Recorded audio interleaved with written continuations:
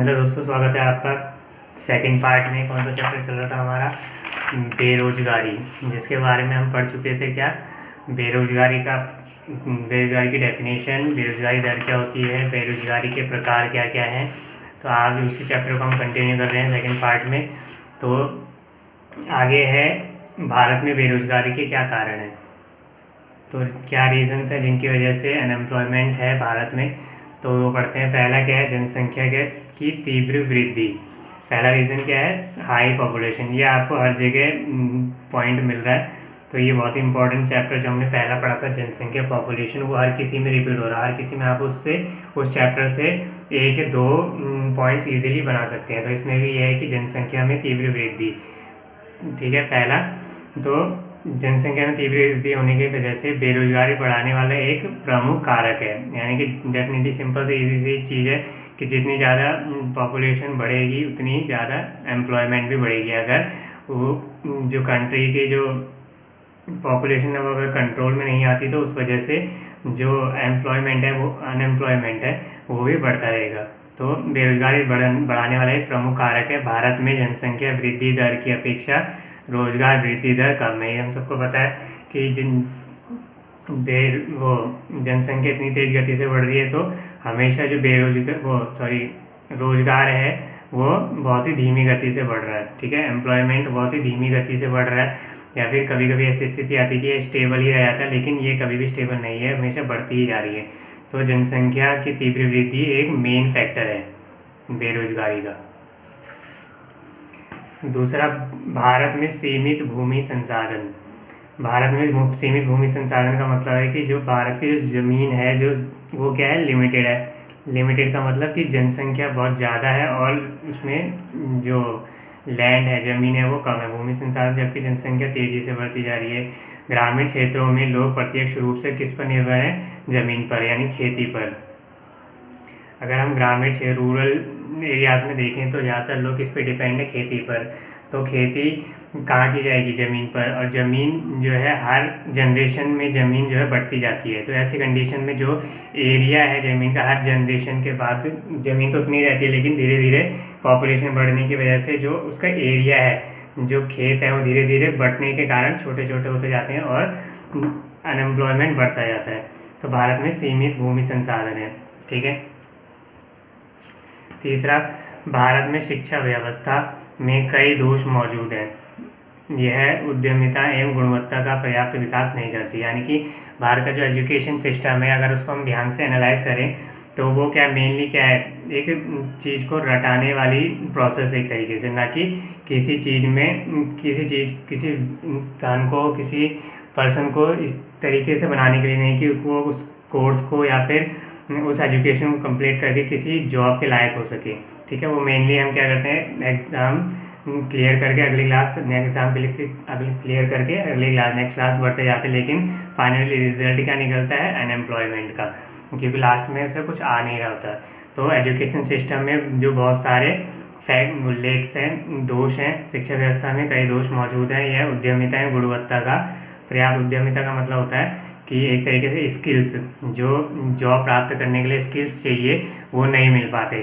ठीक है, ये तो आपने पॉइंट अपने आसपास में देखा होगा बहुत। एवं गुणवत्ता का पर्याप्त विकास, जितनी क्वालिटी चाहिए उस पर्सन के अंदर किसी जॉब को करने के लिए, तो वो नहीं मिल पाती।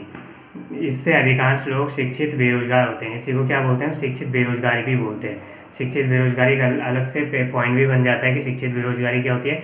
शिक्षित बेरोजगारी का अर्थ भी यही होता है कि व्यक्ति पढ़ा लिखा है, उसका डिग्री है, लेकिन उसका कोई मतलब ही नहीं, क्योंकि उसके पास टेक्निकल नॉलेज या फिर जो इम्पोर्टेंट नॉलेज चाहिए, स्किल्स चाहिए, वो उसके पास नहीं है। तो वो शिक्षित होने के बावजूद भी वो क्या है?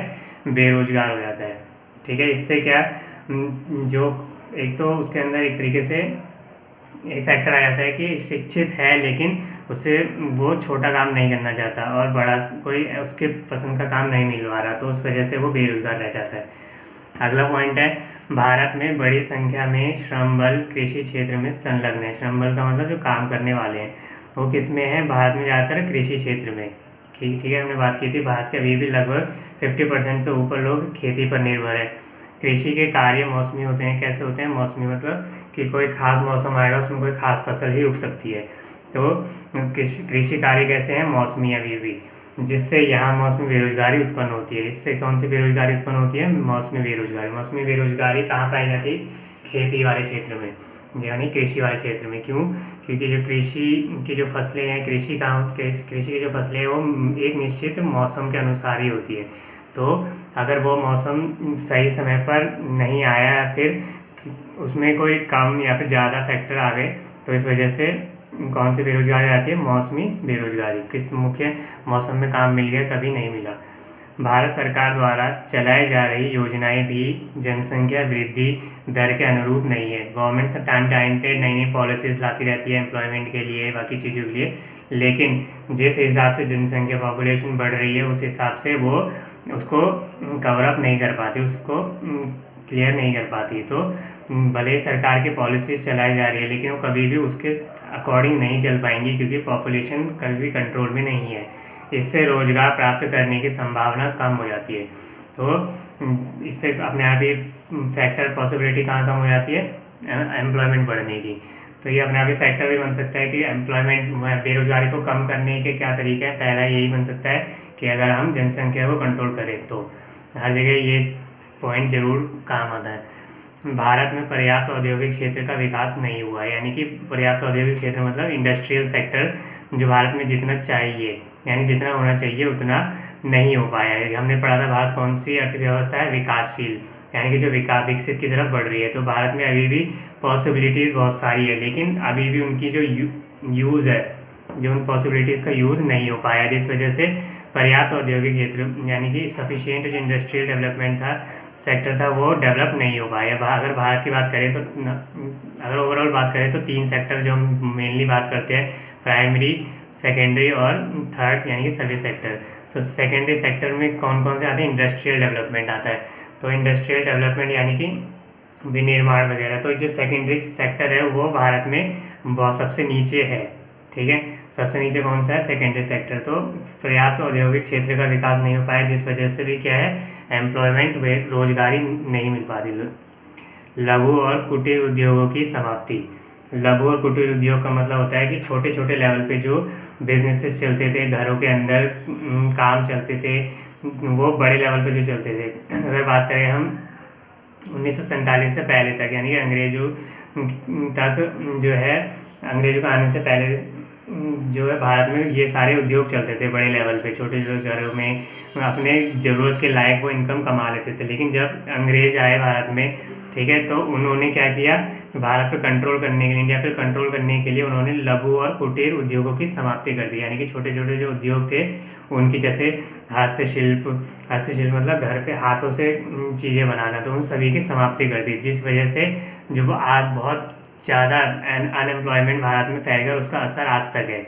और गवर्नमेंट धीरे धीरे उस चीज़ को दोबारा से लागू करने की पॉलिसीज़ बनाती है कि लघु और कुटीर उद्योगों को दोबारा से बड़े लेवल पे किया जाए, ताकि अनएम्प्लॉयमेंट को ख़त्म किया जा सके।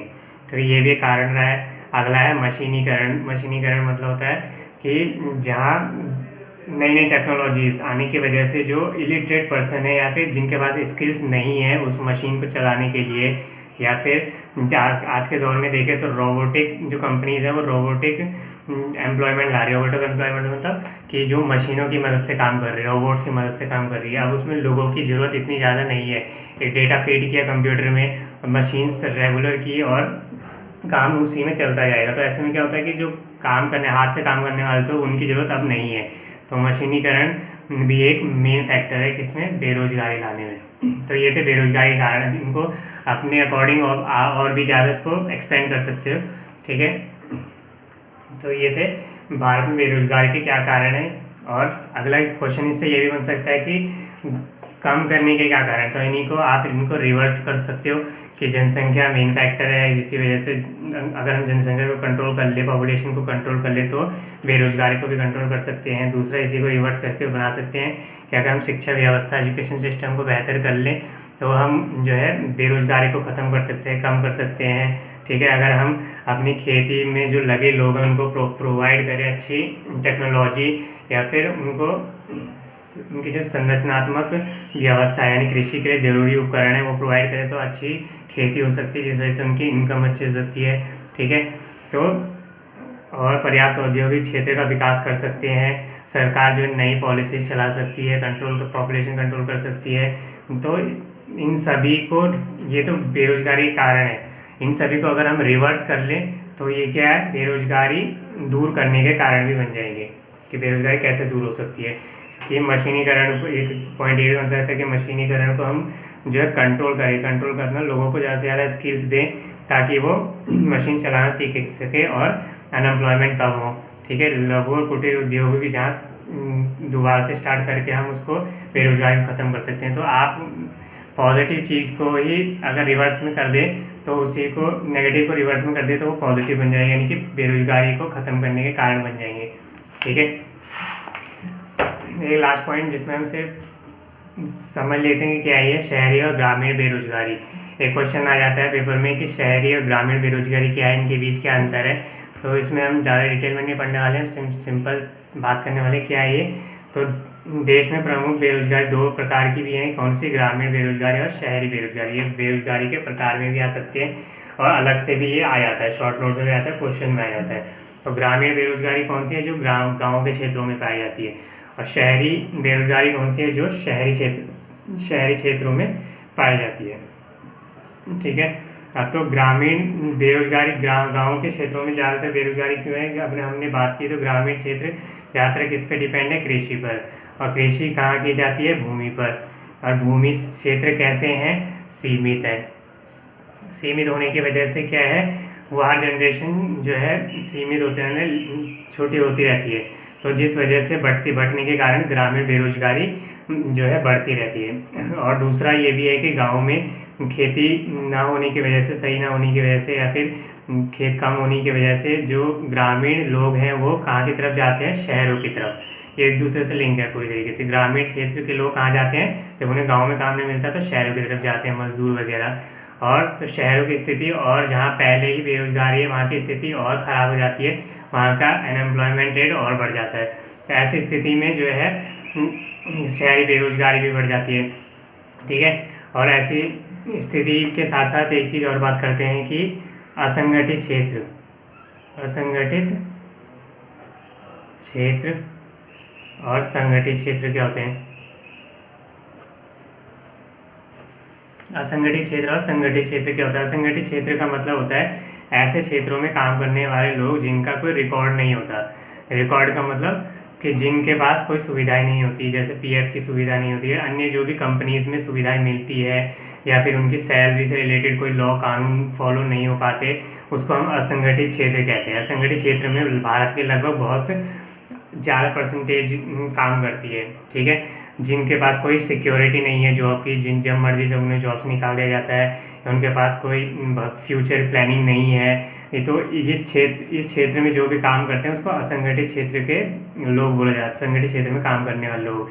और संगठित क्षेत्र में क्या होता है, जैसे कंपनी में काम करने वाले लोग, HCL कंपनी या फिर HP कंपनी, या बहुत सारी कंपनीज हैं जिनके ऊपर सरकार के रूल्स रेगुलेशन अप्लाई होते हैं। अप्लाई तो इनके ऊपर भी होते हैं, लेकिन इनका कोई रिकॉर्ड ना होने की वजह से उन पर कोई कार्यवाही या फिर ऐसी चीज़ें नहीं हो पाती। ठीक है, संगठित क्षेत्र में बहुत सारी कंपनीज आ जाती है जिन पे छुट्टियों का नियम लागू होता है कि साल में इतनी छुट्टियाँ मिलेंगी, इतनी लीव मिलेंगी, इतनी फ्यूचर प्लानिंग, PF कटेगा, ये सब चीज़ें, तो उसको हम संगठित क्षेत्र बोलते हैं। तो ये था बेरोजगारी का पूरा चैप्टर, जिसमें हमने पूरा चैप्टर कवर अप किया है। तो आप इसको और भी ज़्यादा एक्सपेंड कर सकते हो, आप 10 ईयर्स से पढ़ सकते हो, या फिर इतना ही अगर आप शॉर्ट टर्म में ही पढ़ना चाहते हो तो इतना काफ़ी है, इसको आप एक्सपेंड करके ले सकते हो। ठीक है, तो अब मिलेंगे, अब नेक्स्ट चैप्टर में स्टार्ट करेंगे अगली वीडियो में। ठीक है, तब तक के लिए धन्यवाद। अगर आपको वीडियो पसंद आ रही हो तो please like, share and subscribe जरूर करें। Thank you.